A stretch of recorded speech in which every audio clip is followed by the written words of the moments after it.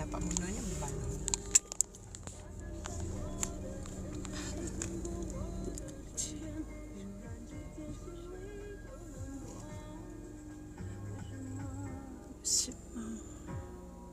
Mama na.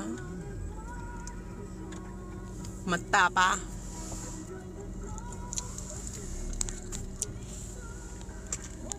Adik, bangun adik. Ngajuk ni puas lah aku nak pujuk. Kira bapa dah dapat ni lebah lah aku. Adik. Baloh dua ni. Confirm baloh ni. Kau kena sabar je goreng ni. Mujulah aku ada spiritu yang sakit mental. Aduh. Aduh. Ni ngajuk ni. Adik. Nenek. Adik bangun adik. Nenek mu pula tak faham. Adik. Kena bubuh cih tu bawa molek. Ni lah man tahu. Hari-hari beli pun tak tahu. Dia nak turun dah tak boleh. Kalau dia turunkan macam-macam dia minta ni.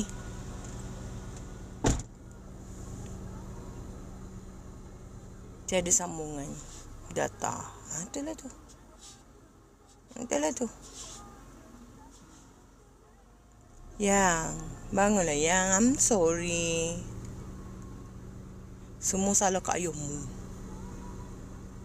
Ayahmu kalimah la ilaha illallah tak kuat. Kalimah ayahmu la ilaha illallah tak kuat. Sebab dia percaya ke Yajuj Majuj. Sebab dia sipeh orang yang ada deki, ada cemburu. Sedara mara dia cemburu. Dia tak boleh bezakan intan pemanta. Dia tak boleh beza.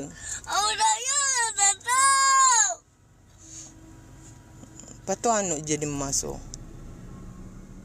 Kita boleh beza intan mana pemata. Kadang anak kita pun boleh nipu. Sebab waktu tu orang semua tuduh aku yang penyebabkan mak dia meninggal. Penyebabkan arwah Kak Ipah meninggal. Lepas tu dia ketemukan jodoh dengan Zedi. Lepas aku kena. Tak apa, tak marah.